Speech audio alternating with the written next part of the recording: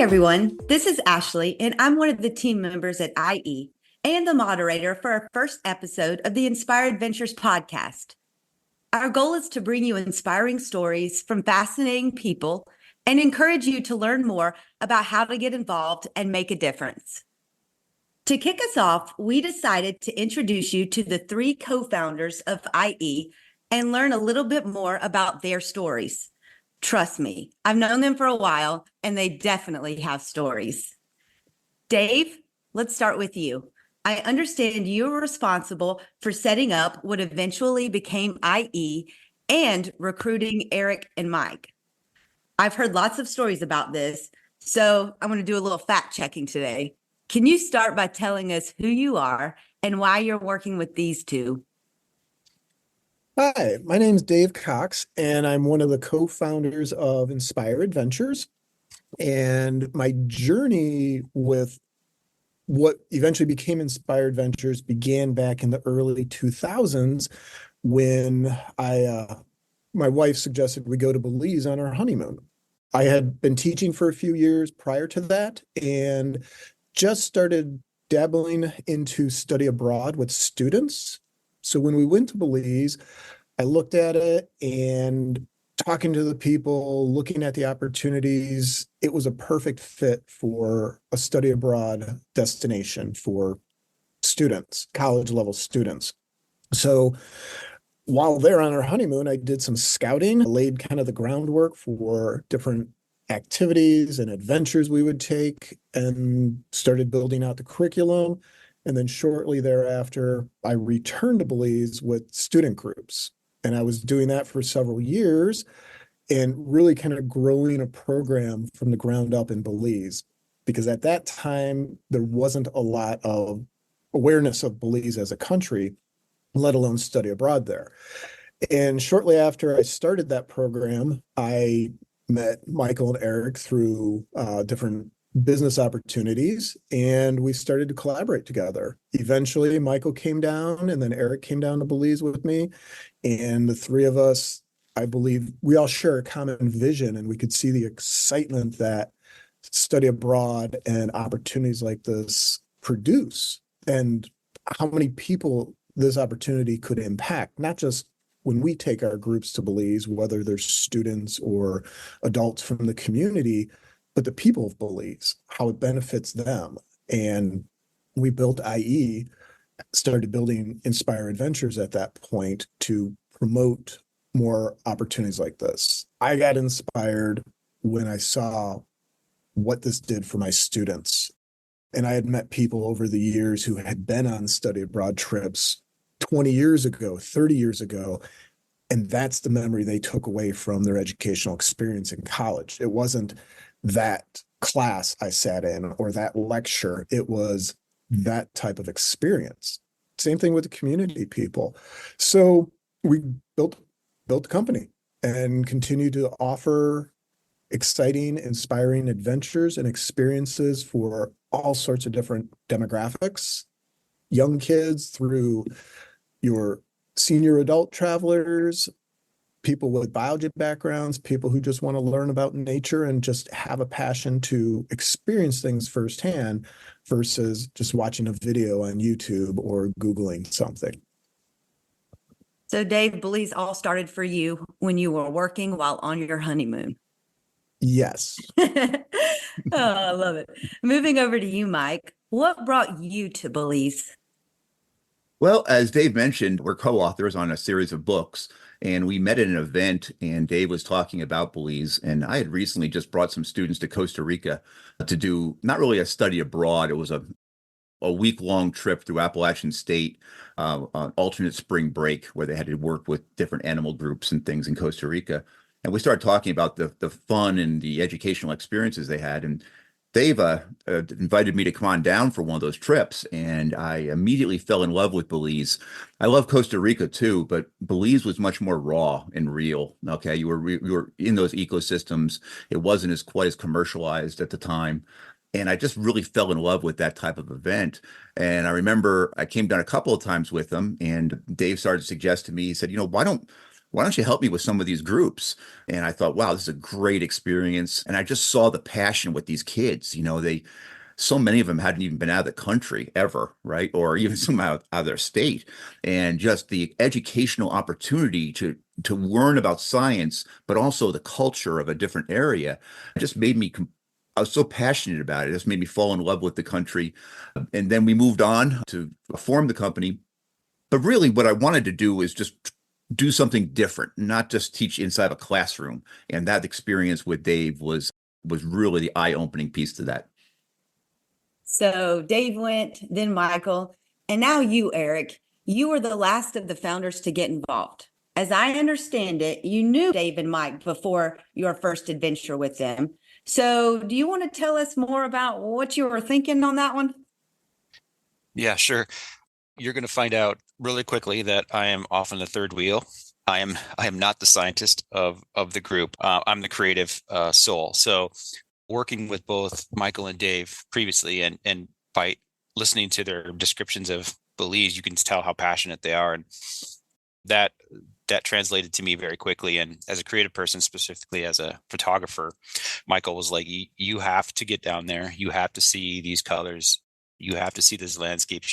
You have to meet these people. You have to see the great things that we're doing. And obviously it wasn't a hard sell. Of course I wanted to go, but you can't understand how this biodiversity and the colors and the sounds and the smells of this beautiful location bring out all that passion in everyone that goes. And Dave and Michael spoke to it well. It's something that you can't explain. Your picture can't express it. You have to see it. You have to be there. And you have to experience it in person and the people in person. So are you telling me Mike had to twist your arm to go? Because I've heard other versions of this, but we'll stick with that one for now. What I've always been curious about is the transition from student-led groups to the wildlife education and conservation, which is the current focus of IE. Mike, let's start with your first time. What motivated you to form IE, and what is your vision of what IE is evolving into? That's a great question, Ashley. And I think that it really goes back to the fact that as an educator, I've always tried to push the boundaries of developing new types of educational material, from writing books to making videos to developing different types of courses, anything that can get science and wildlife conservation in front of students and make them interested and inspire them to want to learn more. I think as a teacher, as an educator, it's always fun to teach biology students. Okay, it's even more fun to teach students who say they have no interest in biology, and then they come to find out they do. And I think that I was looking for something different to do when I first met Dave for the classes, and having experienced the Costa Rica aspect, like I mentioned, Belize just presented an unbelievable wealth of materials that we could do, and in an amazing country with truly amazing people. And I do remember that, the first couple of times we went there and I saw things like the Mayan ruins, or I went to the Belize Zoo, or the iguana experience. Times we went to the beach and did work with the lionfish projects, all the time. Once again, the students were just so engaged.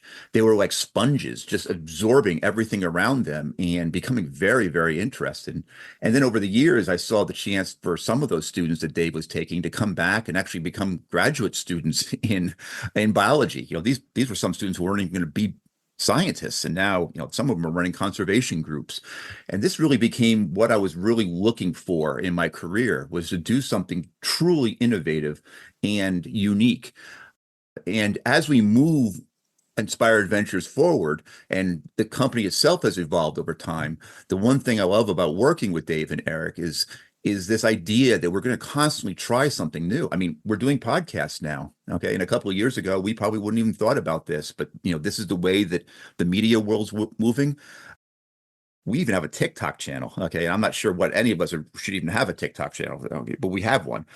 We're trying any way we can to reach people.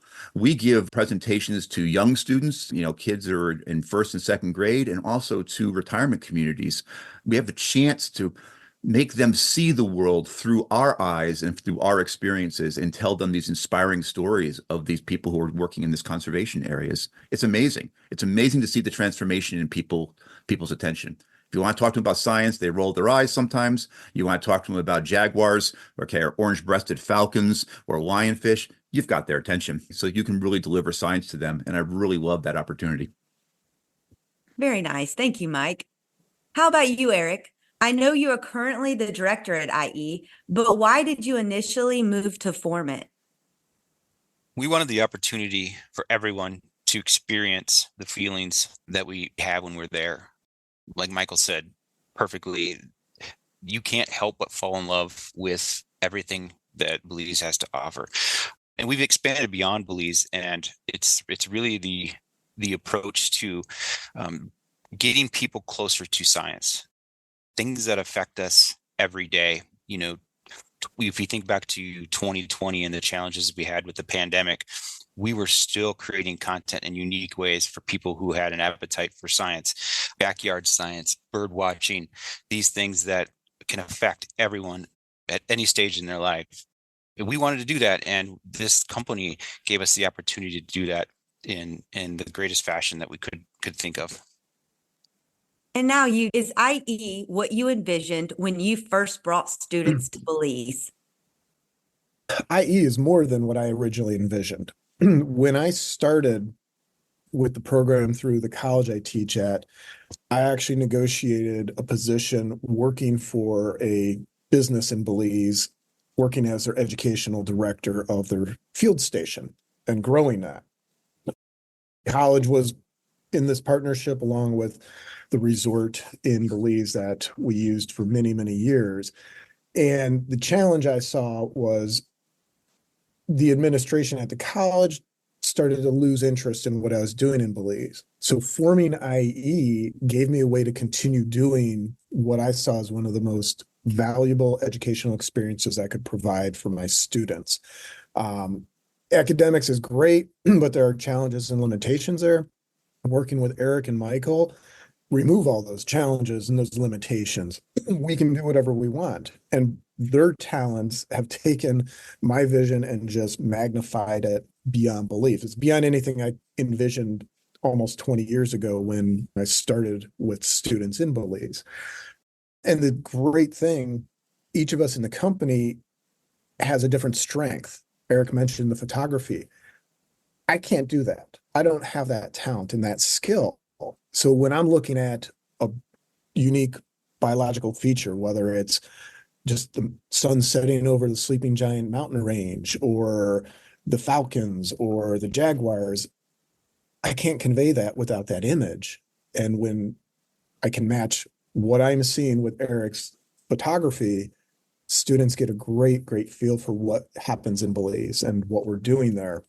And then bringing in Michael's talents with different educational products and development, we now have a company that can make a major difference and have a huge impact in educating people. And as we've all mentioned, exciting people, even if it's in your backyard, look at it, see it, touch it, get involved in it, and spread that message, share that with as large of an audience as you can.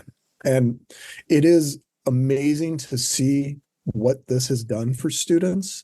As Michael mentioned, I have students who've gone on to graduate school and gotten into graduate programs specifically because of their experiences and their field course work with me in Belize.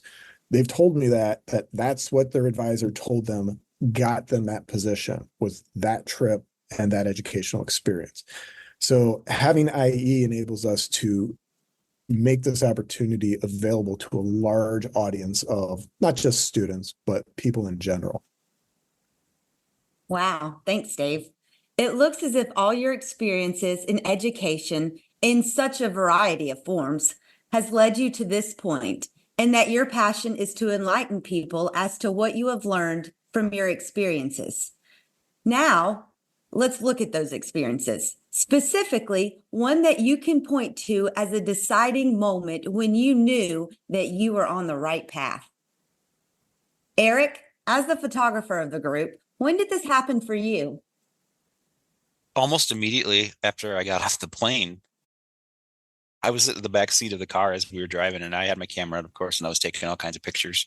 But beyond that, there were so many experiences in my first trip. But I'd like to call out our visit to Five Blue National Park, which it has a heralded story that we can spend an entire hour on. But this park is in sort of disrepair as we got to visit it. And you can imagine us with guides, and machetes hacking through the weeds to get into this very remote location. Birds I've never seen before, sounds I can't even replicate, smells that were totally unique, and coming across this lake, the namesake for the park, Five Blue Lake, and it literally has multiple colors of blue because of the underground limestone caverns underneath, which all alone is a great story. But this lake mysteriously disappears on occasion. Literally, the water is drained out overnight, and then mysteriously will be filled back up overnight, with zero indication of what happened and why it happened. And this is just one of the mysteries of this beautiful country that took my heart immediately. And I love to tell that story because it's fascinating, and it just tells of all the mystery that is in that beautiful country. Well, and if you haven't seen any of these amazing photos that Eric has captured, you should definitely check them out on the IE website. They really are inspirational. Dave, given your passion for science education, I'm sure your story goes back to a moment with your students. It's difficult trying to find one moment, because every trip there's a new unique experience. And I've told students this. I said, every trip, even after 10, 15, 20 trips, I said, this is new. This has never happened before. I've never seen this. So dialing it into one is a challenge. But one of them that I do still remember, and I think had a very, very significant impact upon me, was when I was down there actually with a community group. And that group spans traditional college-age students all the way through adult learners in our community who are wanting a learning experience. They don't want to take a class. They don't want your typical carnival tour trip. They wanted an educational vacation, and that's what I would provide.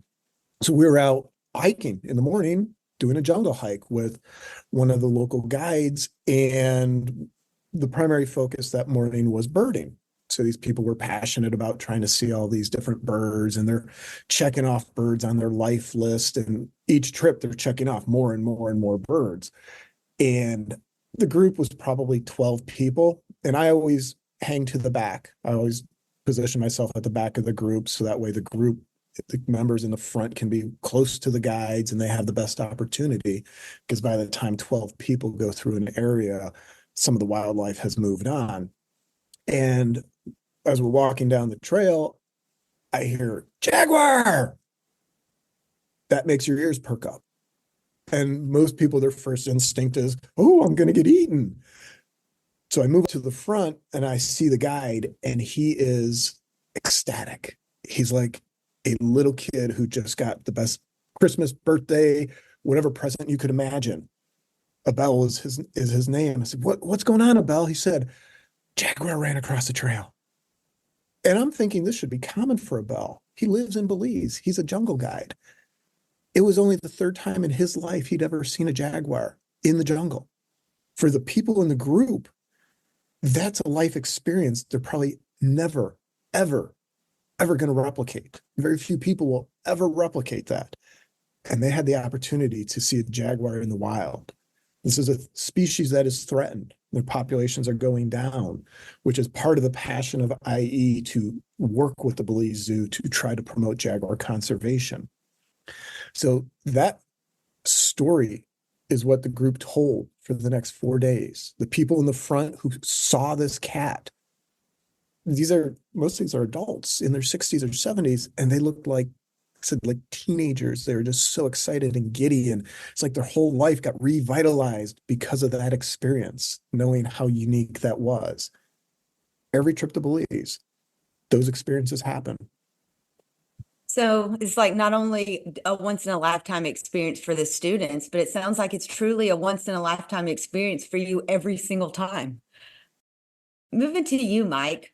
I've heard you present to groups before, but I've never heard the real story of what motivates you.